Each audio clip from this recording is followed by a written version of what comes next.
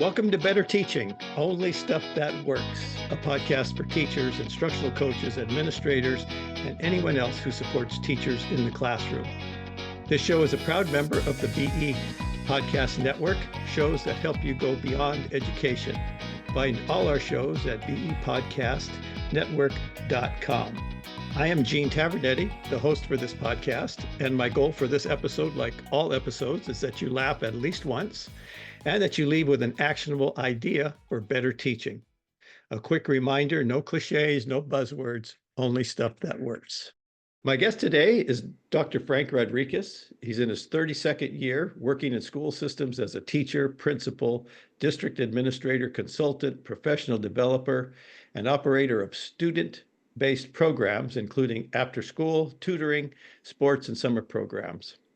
Frank is the president of Rise School Programs, which currently operates after-school and summer programs for more than 4,000 students in districts across northern Los Angeles County. He is also the managing partner of a professional development group called Schools Next, which, full disclosure, I am a partner in. His position at Rise has given him a bird's eye view of students at both ends of the K-12 spectrum in this post-pandemic educational environment.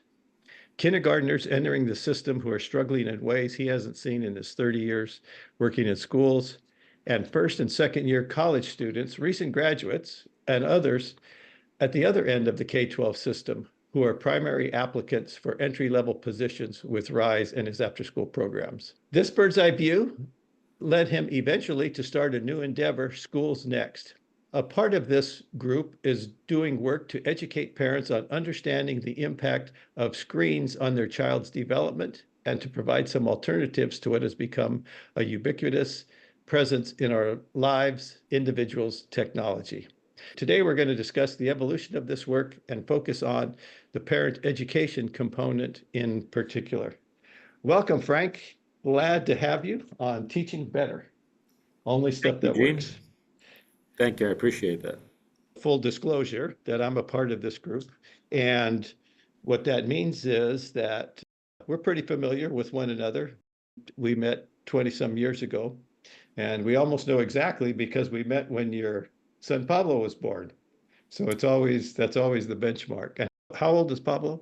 He's going to turn 20 next month, December. Wow. Okay. So we've known each other for a long time and had a lot of common experiences. But we're here today to talk about parent education and the work that you and your group is doing in that area. But before we talk specifically about that, could you expand a little bit more on how you got there, that parent education was going to be a critical component? Yeah, we started off not even thinking about the parent education piece, frankly. I think, it's a kind of a longer origin story. It'll probably take up the whole 40 minutes. But I think if I go back to the pandemic in 2020, our after-school program group was was actually probably the first or the second in LA County, which is the biggest county in the country, to open up within 3 weeks of the pandemic shutdown. And so what we did was working with school districts, we opened up what we call student learning centers. The student learning centers were places where kids would come, and it was initially the children of essential workers, whether it was grocery stores and gas stations or police officers, fire department, et cetera. And that we opened up for essential workers' children, like I'm going to say on March 30th, and I think we shut down on March 13th. So that tells you how quickly that was. What we saw pretty quickly was that kids were getting the transactional content that was being taught through Zoom, but they were struggling more with a person-to-person interaction. And so we really emphasized that the people in the class, and our staff who was in the classrooms would be interacting with the kids closely and helping them not just deal with the content, but deal with each other, wearing masks, separating, all these things that were new to the kids, right? So that was 2020. Came back into full gear as after school programs in 21, 22. And we started noticing pretty quickly that there were a lot of mental health concerns, kids cutting themselves in particular. Moving into 22, 23, a lot of mental health concerns with self-harm threats, students threatening to hurt themselves. And so we really started thinking about the mental health component of the post-pandemic learner. So that's kind of the context of the after-school programs. But just backing up for a minute, I was a vice principal in the late 90s, 97, 98. was my first year at the elementary level. And I worked at a year-round elementary school, which means that we had a group of kindergartners starting in July, a group starting in August, a group starting in September, and a group starting in October. And that was great because what it taught me, I remember my principal at the time, who was a very experienced educator, said, bring tennis shoes because you're going to need them the first week of kindergarten for each of the tracks because you're going to be chasing a few runners. And she was right.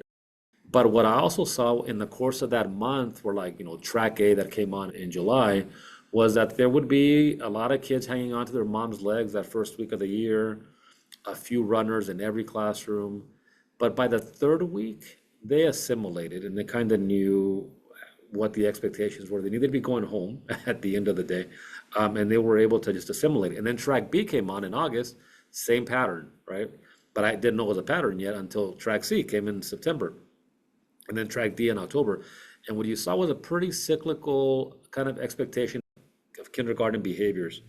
So that was kind of like my entry into understanding what a typical kindergartner coming to kindergarten was before I ever had a kindergarten. So now fast forward again to 2023, and we started noticing that kindergartners were not assimilating nearly as well. That we had TKers and kindergartners who were 4, 5, 6 years old, who maybe hadn't gone to any preschool or had been home the whole time, and even first and second graders who missed their TK and K years. And what we saw with them was that they were having a hard time assimilating. It wasn't just the first 3 weeks of the school year. We're talking April, May, and June. We're still having kids running out of classrooms, climbing trees, just really unsocial or if not antisocial behavior. So it really started making us think about, well, what did these kids miss during the pandemic that led to this, lack of social awareness, social cues, knowing how to deal with conflict, knowing how to negotiate rules, things like that. So that was one end of the spectrum that I started kind of looking at in 22, 23, I'm going to say, that school year. Prior to that, it used to be that we put our newest program instructors in our after-school programs with the youngers, with the Ks and 1s.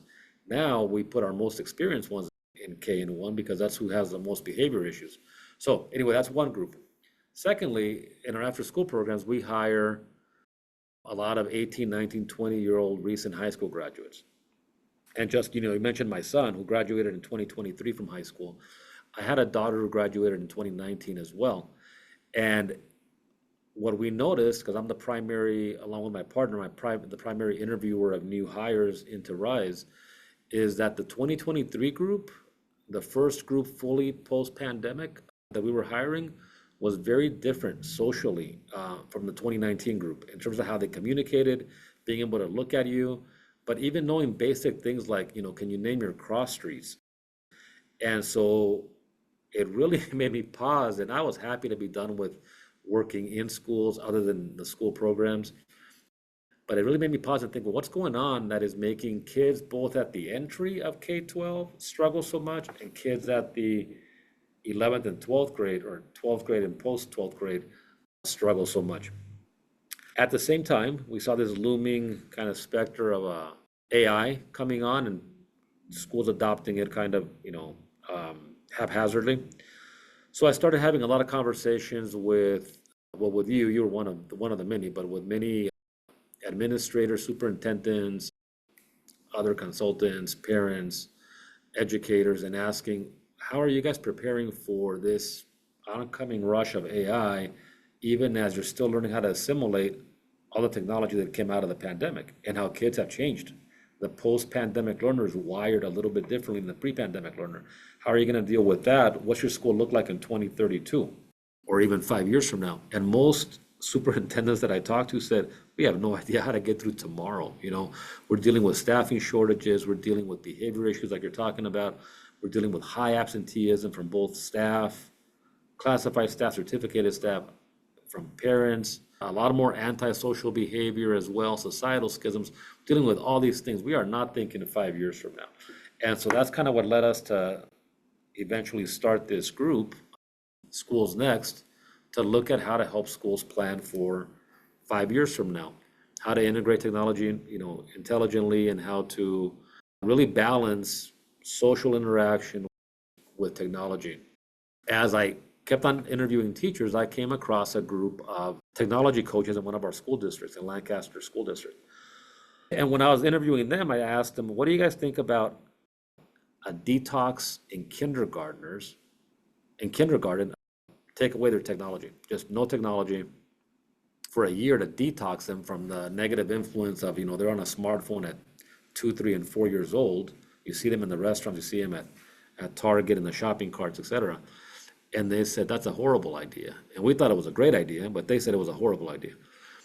Well, why is it a horrible idea? It's a horrible idea because you are punishing classroom teachers who might actually be using technology well, even in kindergarten. They could be using it for diagnostic, they could be using it for grouping, they could be using it for some individualized reteaching while, in smaller groups.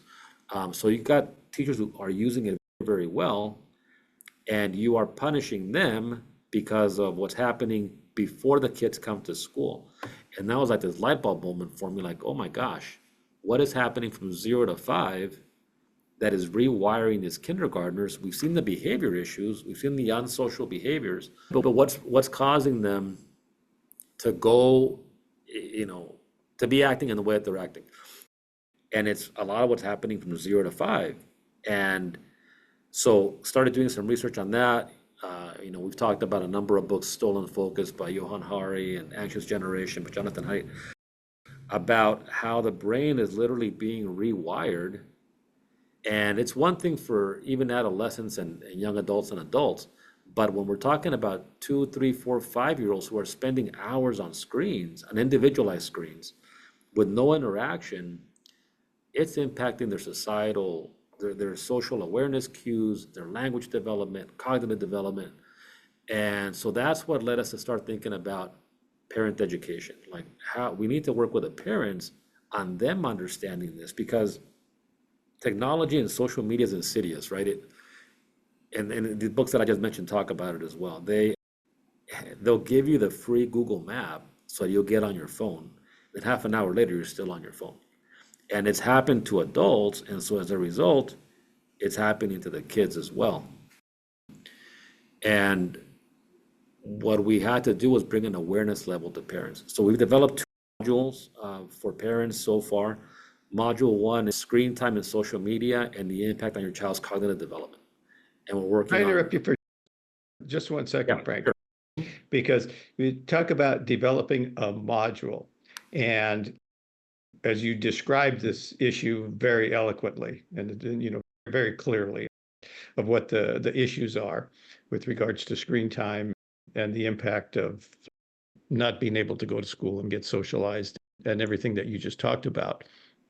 But the idea, and we're here to talk about parents, but the important component that I think people need to know listening is that this is not, okay, we're going to parents.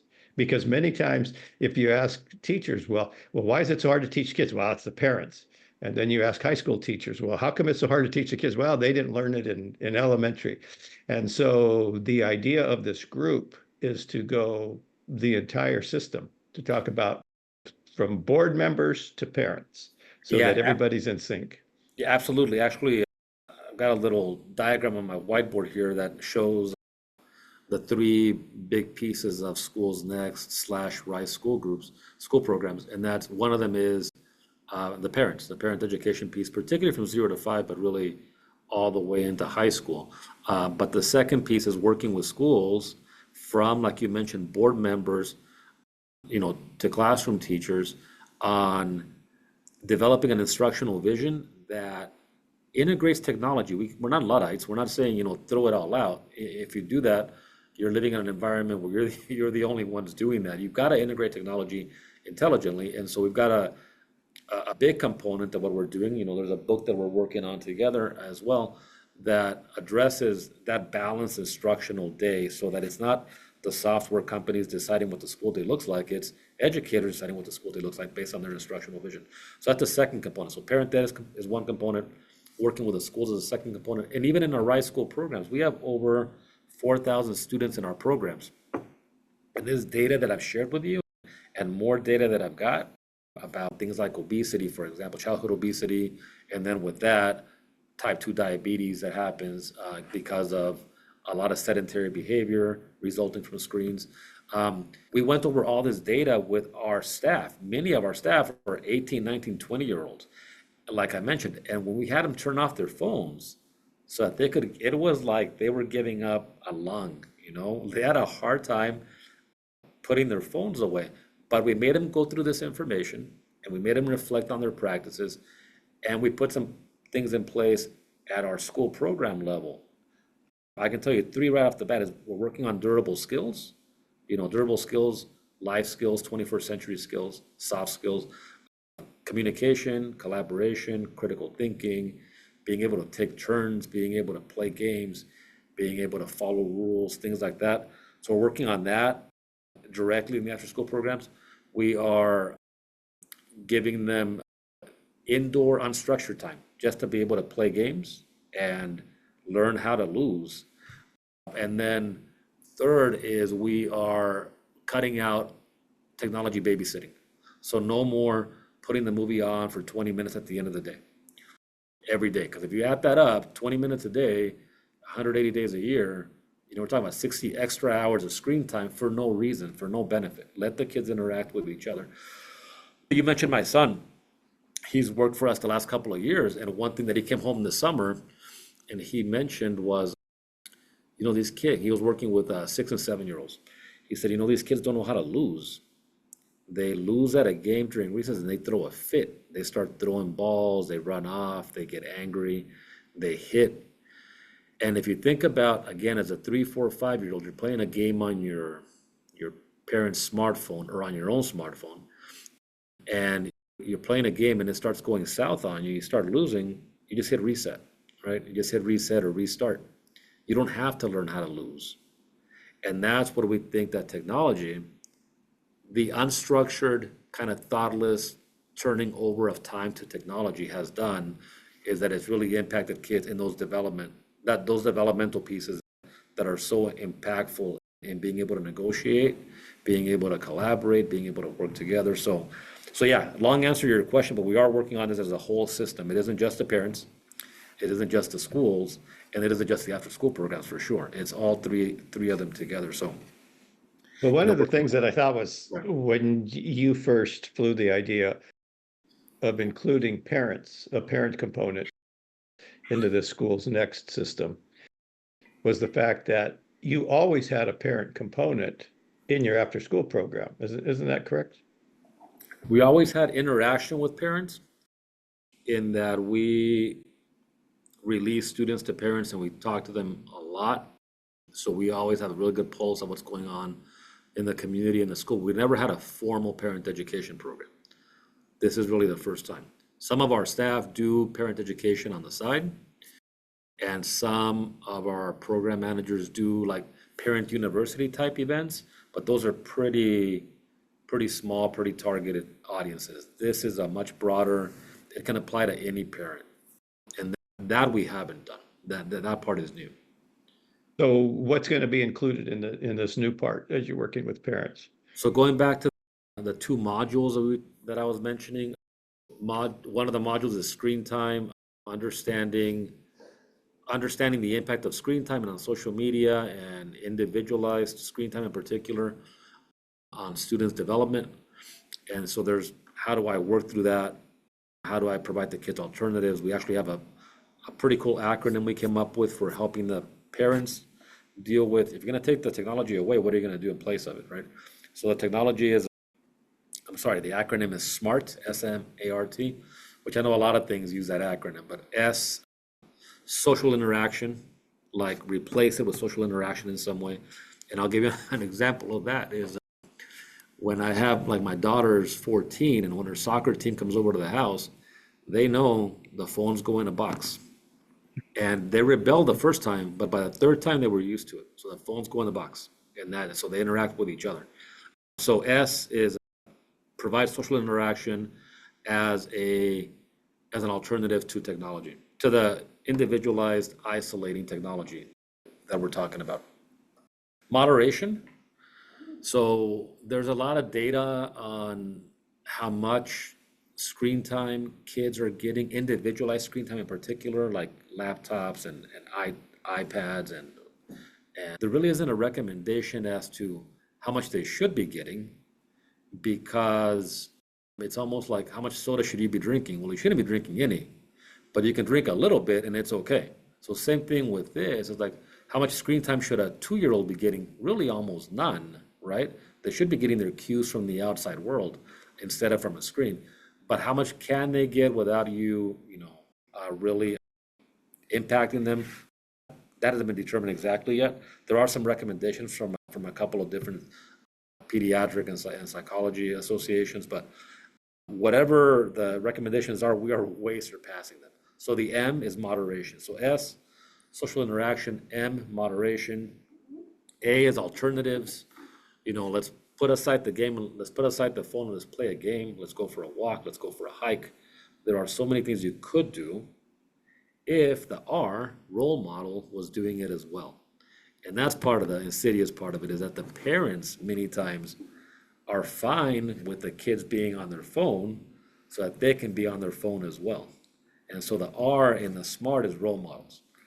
The kids need to see people who are able to put their phones away and still negotiate life without falling apart. And then finally, the T is using it as a tool, recognizing the technology is supposed to be a tool that you're using instead of it using you. So that kind of encapsulates what we work on with the parents in that module, in the technology and screen time impact on kids module. The second module is, we talked about alternatives a minute ago. So what do you replace it with? Well, what it used to be replaced with, or what it was before 2014, was a lot of books, right? And so what we're working on in module number 2 is creating a literacy and language-rich environment at home. So there's stuff going on in school, most of it we can't control, but at home you can control things like, how much print do kids see? How many books do you have in the home? Do they see you doing things like making lists and writing them out? Or is everything on the phone? Because if everything is on the phone, then reading is going to be there as well. And there's quite a bit of research that shows that reading on a screen, your brain doesn't process the information in the same way that reading it on text. Partly because and you've talked about this before in conversations, is so many things popping up around you that the brain is kind of, the eyes are flitting here and there instead of just focusing on the words on the page. And so that second module is developing a literacy and language rich home where the parents can give an alternative to, here, take a smartphone and go sit over there in the corner. So those are the 2 modules that we're working on, and we're starting to work on them with districts. We have one coming up next week that we're excited about, and we'll be really scheduling quite a few parent workshops starting in January. Now, one of the things that have always impressed me about your after-school programs, and I think the origin story of your after-school programs, and forgive me if I'm not accurate, you could correct me if it's important, but we're working in a district and they weren't satisfied with their after-school program. And so you'd been providing professional development for teachers, instructional coaching, administrators, district administrators, and really were taking a systems level look at everything. And so they said, Frank, could you do our after school program? And I remember you were wavering like, oh, I don't know. I don't know if I want to do it. But I think the thing that was so different about what you did in the after school program is that you actually brought some integrity to the fact that these kids were supposed to be doing some supplemental schoolwork, and that the providers, the after school providers, were supposed to be working with the kids to provide support for what they were doing in school. And because you knew how the instruction was being done in the school, because you had done that work, you were able to really dovetail and coordinate and make an impact in that after school program. Yeah, thank you. I appreciate that.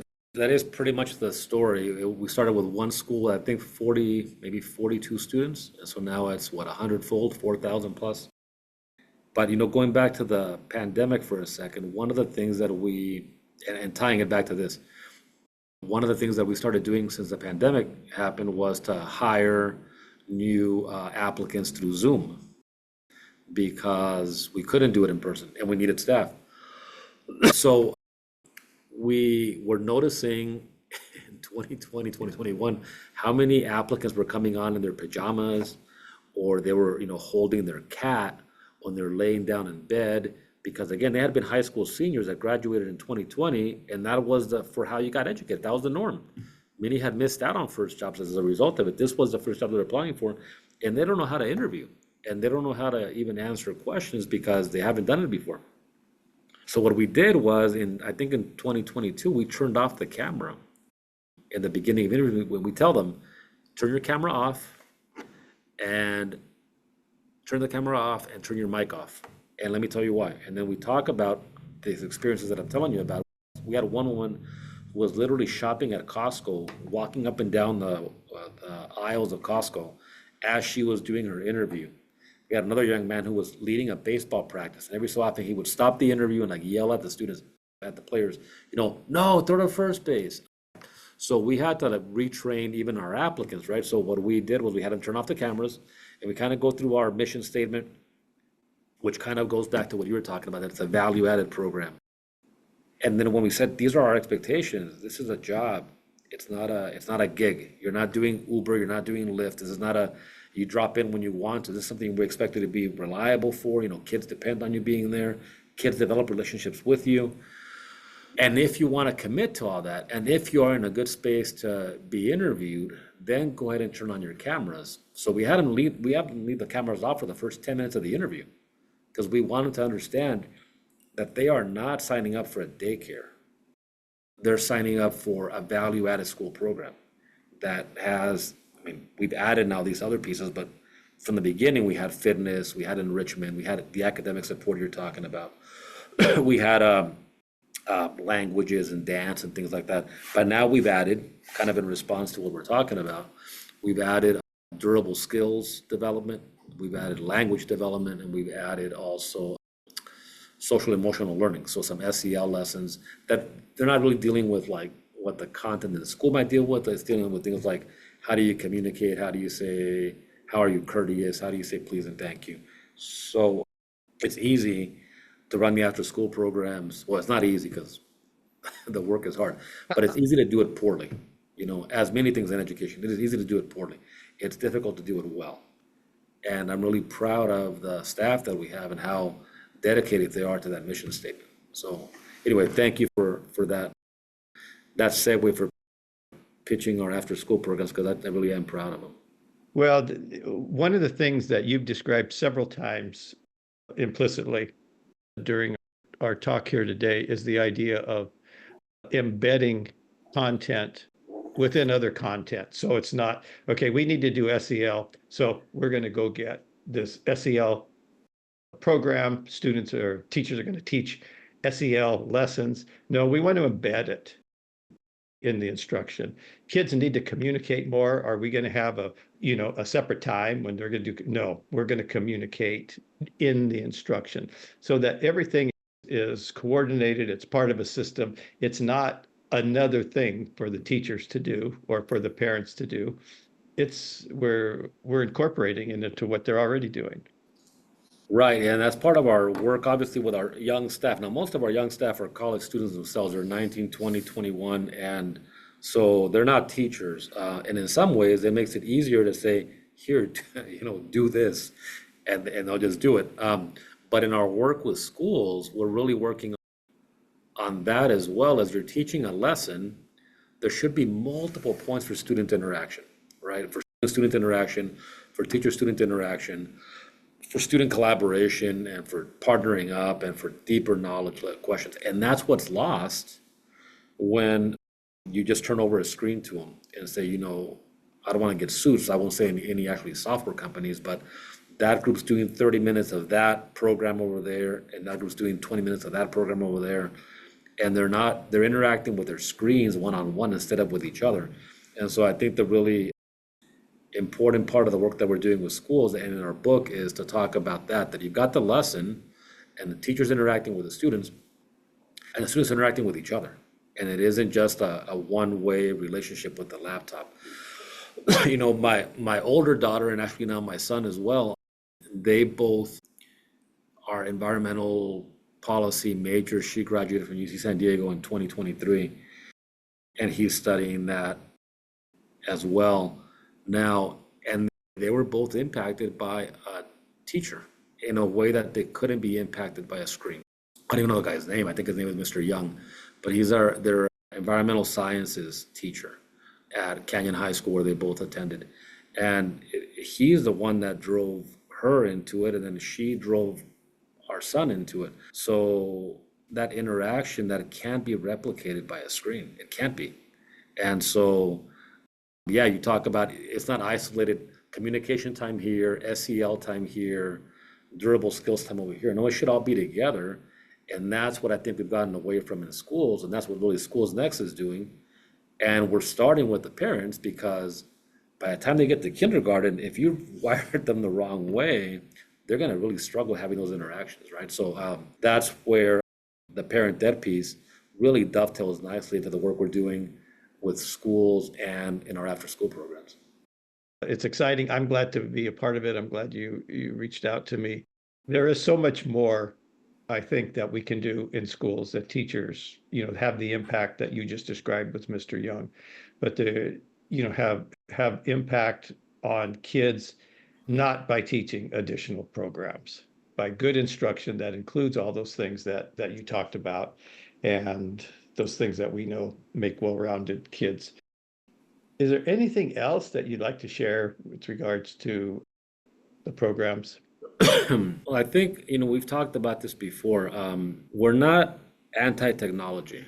I think we are pro smart use of technology. And I think parents understanding that, educators understanding that, I think is really important. That you and I talked a while ago about really when the television back in the 50s came into the American households worldwide, it changed the dynamic of interaction in the house, right? It went from sitting in a circle around the radio to sitting facing a screen into an amphitheater type seating. And that was the norm, but it was a shared experience, right? People typically had one TV in the home. It was a shared experience. So yeah, TVs probably were a detrimental first step, but they were at least a shared experience. Still going to the movies was a shared experience. What's happened, there's a great book that we've talked about before, Bowling Alone, came out in 2000, that talks about how we're already showing individual isolationist tendencies, like kind of just not mingling, not socializing with each other. And so that kind of set the recipe perfectly, set the environment perfectly for the iPhone in 2010 getting a forward-facing camera, and then Instagram, and then Snapchat, and all of that. And what we've seen is, starting in 2014, the happiness curve that has shown that the happiest people generally in industrialized countries were young people. Coming out of the pandemic are the most depressed and anxious people. The ones that should be at the prime of life are the ones that are the most depressed and anxious. And I'm not going to say it's causal, but there's a high correlation with the fact that's also who spends the most time on social media. And so everything we're talking about, whether it's with parents or with schools or in our after school programs, we understand is happening in a bigger societal context. So we're not saying turn it off and put it away and never use it again. You would then be isolating yourself as well. Last weekend we were watching the World Series, and my nephew was a very good baseball player, varsity pitcher of the year in his league as a freshman. And his girlfriend, who's a cheerleader at the same school, we're sitting there, we're all watching the game, we're by the beach. When I was a high school freshman, I would have said, let's go to the beach and get away from the adults, right? You would have as well. Yeah. They're sitting there side by side for 3 hours during the baseball game. And by the way, we're Yankees and Dodgers fans, so we are all into the game. They're sitting there side by side on their phones, and every so often they will share something from their phone with each other. And that was the whole of their interaction for 3 hours. And I almost made a comment, except his mom is sitting right next to them. She's on her phone. So go back to the R in SMART, role models. It's hard to say, you are at the beach, you got the World Series on, Yankees and Dodgers, first time in 43 years. That's our teams we all root for. And you're looking at your phones. It's hard for the mom to say that when she's doing it as well, right? Right. So bigger point is societal context is we've got to take a step back, but we also need to act as educators with the understanding that this is going on. And if we just say turn it off, then we are we might as well be yelling in the wind because nobody's going to listen to that message. It needs to be, how do we do this smartly? How do we use it as a tool and not be used by it? So I think that's the message for, at every level of the work that we're doing, both together and separately, is that we need to be smart about this. We can't just say, turn the computer off, turn the TV off, turn the programs off. There is good use for technology. Technology can be really impactful in classrooms in a very targeted way. And so that's, I think, the broader message. But I've got a question for you. Okay. When we started doing this work about a year ago, you mentioned, we always had threats, right? You remember being in school and there being the sirens going off and do the bomb thing where you got underneath the desk because the desk is going to stop a nuclear war, Yeah. a nuclear bomb. And at the time, you thought this is just another threat, but it'll be contextualized in time.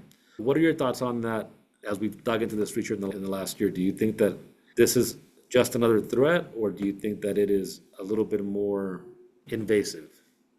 Well, my frame, which I view everything in education, has to do with instruction, teacher efficacy, teacher autonomy, in a sense. And as I saw the use of technology, you know, as you described it in the classroom, is that I saw the technology being the boss of the teacher, leading the teacher around. And so what that meant was, as you described earlier, there might be 3 or 4 different platforms being used for different things in the classroom, and that it's so difficult to mitigate all the issues that you brought up, that just by setting things aside for a time, setting those things being the screen time and recapturing the person to person interaction, the adult to student, the things that kids need to learn, being able to have a role model in learning how to do these things. So I did a lot of thinking, I've done a lot of thinking about that.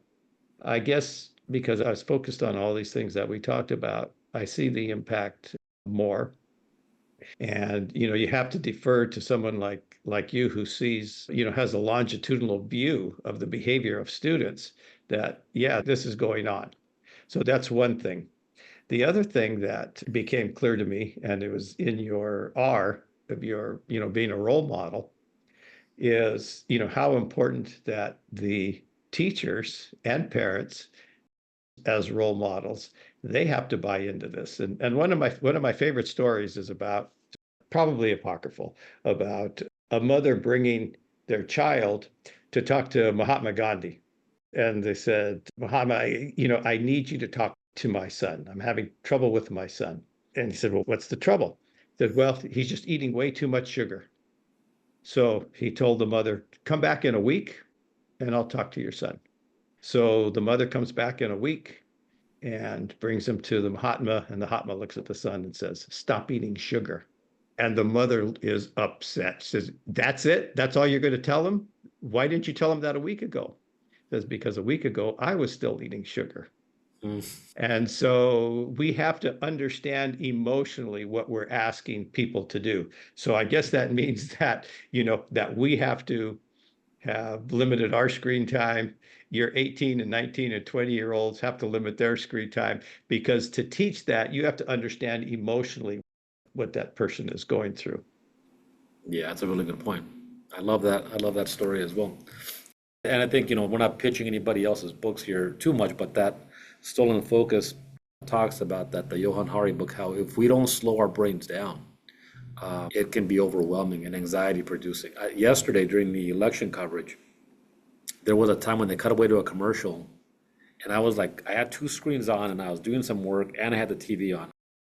And then I looked, it went quiet. I don't know if you saw it as well. I looked up at the screen, and it was a countdown, and it said, "This 30 seconds of quiet is brought to you as a gift." And it was a Wow. countdown, and it caught your attention because it was quiet, not because it was loud. And I think Yeah. that is like what you said is, if we've got to understand the context of how everybody else is living as well. But boy, if we don't stop, if we don't have parents take a step back and see what's happening to their 3-year-old because they're on that smartphone, then it takes something like that to make you realize it sometimes, that there is so much noise. It's hard for us to tell people to stop it if we don't stop it ourselves. Frank, I think that's a great place to end this conversation. I really appreciate you spending time and sharing your thoughts about this. I think it's important work, and I'll have to have you come back and talk about some of the impacts sometime. Thank you. Appreciate that. All right.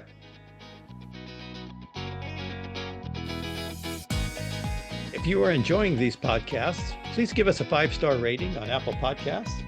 And you can find me on Twitter X at gtavernetti and on my website, tesscg.com. That's TESCG.com, where you'll get information about how to order my books, Teach Fast, Focused Adaptable Structured Teaching, and Maximizing the Impact of Coaching Cycles. Thank you for listening. We'll talk to you soon.